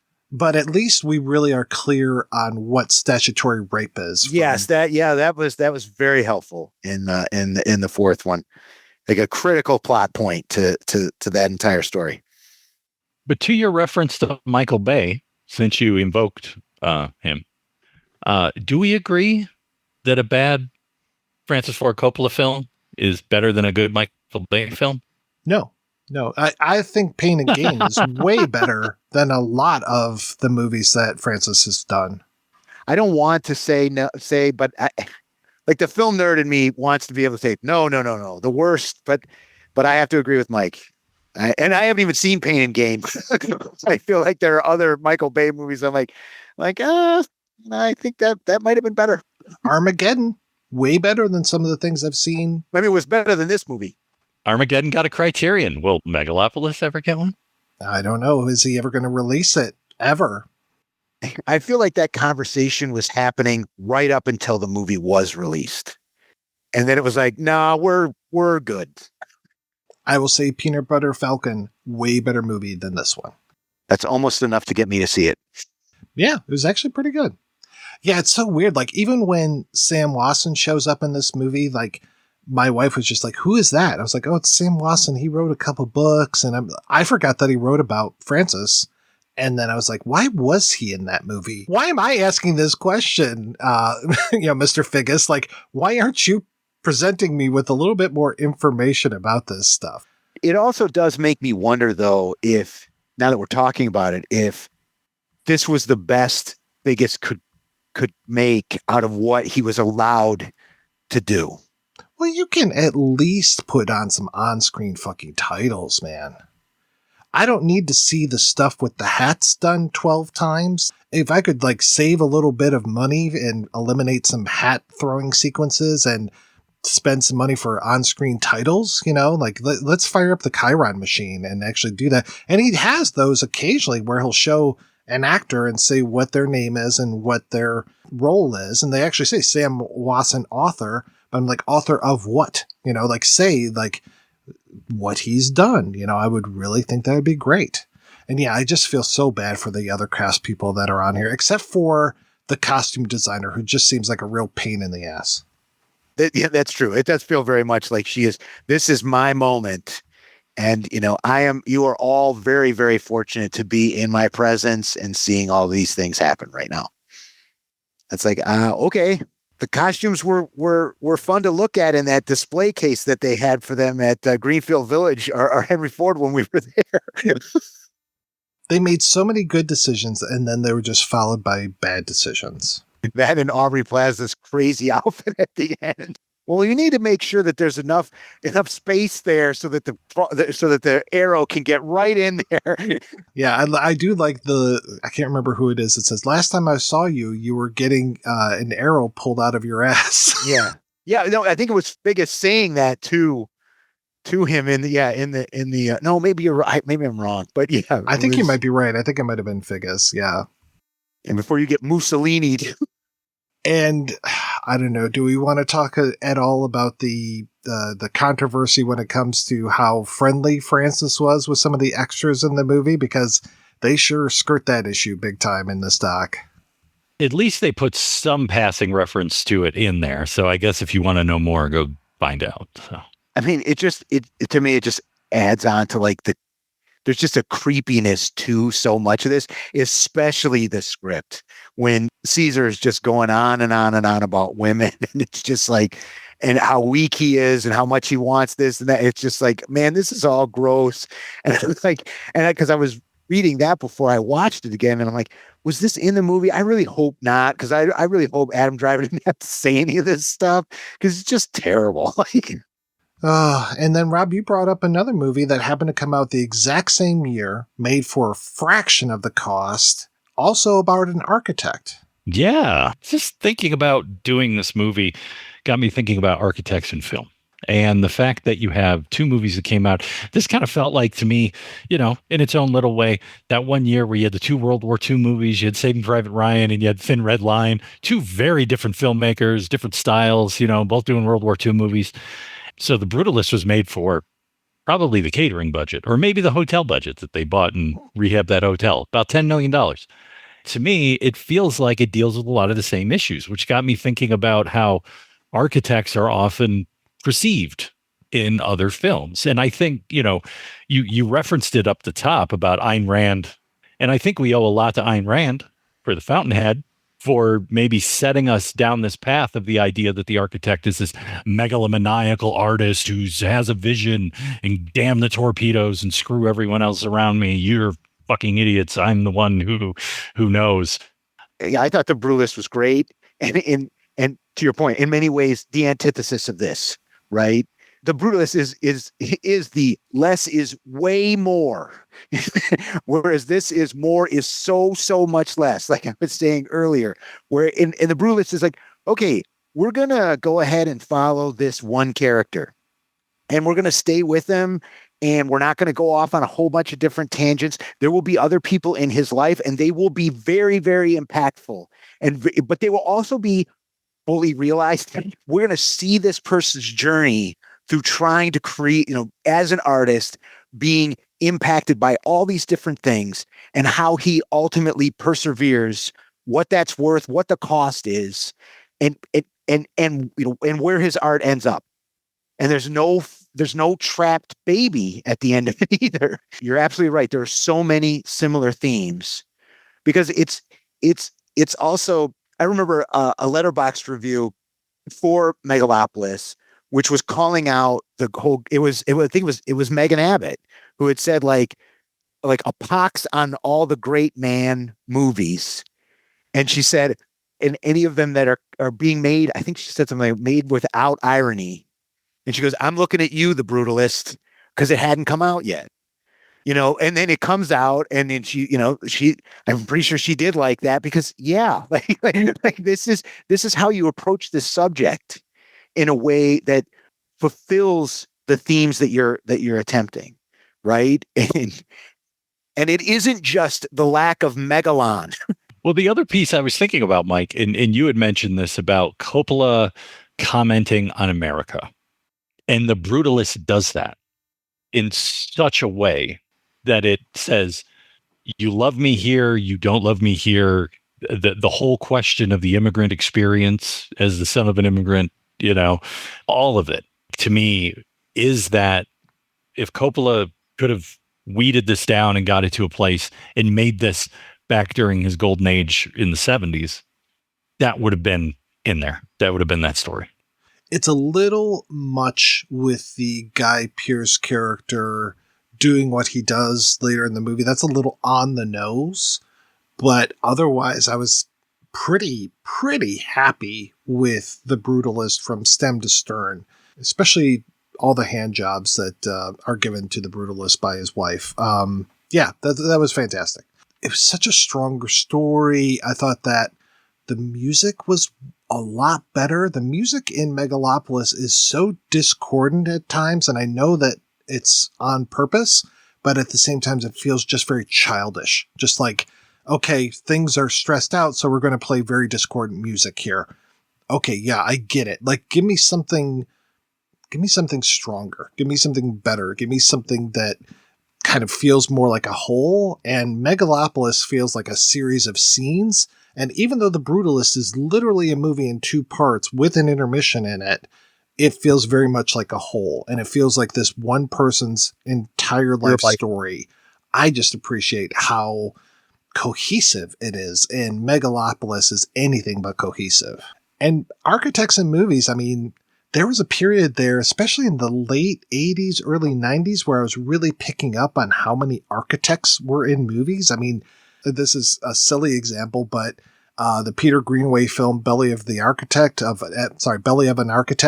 comes out the same year as 3 Men and a Baby, where the Tom Selleck character is an architect, which comes out just a few years before, I think it was Jungle Fever, where the Wesley Snipes character is an architect. And it just felt like there were so many freaking architects in movies. I think even Indecent Proposal had an architect in it. It's just like so many. And it was like kind of a trope for a long time where these architects, and where even without architects, I mean, the first movie that pops to my mind is Ransom with Mel Gibson, or even Lethal Weapon, where if your house is being repaired or your house is under construction, that means there's a problem with the family. And it feels like that was kind of playing right into this whole architect thing of like, here are these people that are supposed to be in control and supposed to be, you know, creating all this stuff, but they're mired in chaos. You know, you're mired in the chaos of introducing a little baby into this bachelor apartment with these three wacky guys, which I still haven't seen the original French film. I'm always curious how that compares, but yeah, architects were freaking everywhere back then. In the French one, the baby ends up trapped and the guys are all frozen in time. It's crazy, man. When I brought this up, my girlfriend said Sleepless in Seattle. Oh, right. Yeah. And then as I went into Wikipedia and pulled up movies about architects, it gave me Click, which I've never seen, the Adam Sandler, which he's an architect. I don't really want Adam Sandler designing anything. I would much rather have Mike Brady and his brood of children around rather than Adam Sandler. Like, oh, bippity bop, I'm going to make the house. Woo-hoo. A lot of these tropes of the architect, I mean, for lack of a better, it seems like everyone's playing a riff off of Ayn Rand. That the character has to be a control freak. The character has to be better than you. I know, you don't. You know, and then they get a comeuppance, I guess. All the individualism. The Emersonian mind. And you think 1 year of medical school entitles you to plow through the riches of my Emersonian mind? Entitles me? Yes. Entitles me? Yes. Entitles me? Yes. Ayn Rand's her whole other ball of wax where it's just, I know better than everybody else. Everyone is a leech on the state, but yet I take SSI. I mean, it's SNAP benefits all over again. I mean, if anyone who's listening has any take on architects, feel free. Go to the Projection Booth podcast website, tell us other architect movies, and why does this trope exist? Why isn't he a painter? Why isn't he a sculptor? Why isn't he doing some other kind of art? Why is he got to be an architect? I just keep thinking about how it culminated with Seinfeld, right? Like with George always talking about wanting to be an architect. I don't see architecture coming from you. Yeah, well, you know, Megalon is very much like latex and latex accessories. Vandelay Industries could create Megalon if they just worked a little harder at it. It could be like transparent aluminum. Who's to say that he didn't invent it in the first place? All right, guys, I don't know if I've learned anything more about Megalopolis today from our discussion than not, but I'm hoping that I can stop thinking about it on a daily basis now. I feel like I've exercised some demons with this. Can only think about it less now. That's what I'm taking from this. More is going to still be less. Nothing succeeds, or maybe it doesn't. Well, thank you so much, guys, for being on the show today, Rob and Mike. So, Mike, what's been keeping you busy, sir? Now that Megalon is out there, I'm really focused on, I think it's called Fluid Karma, or is it Liquid? I think it's Fluid Karma. So once I'm done developing that, and then I'm going to stop time and let my kids live their lives. As you're stuck in a time loop forever? Yeah, but I'll just be by myself. And Rob, how about yourself? Well, I'm continuing on the path of being the great man. So, just give me your money and follow what I say.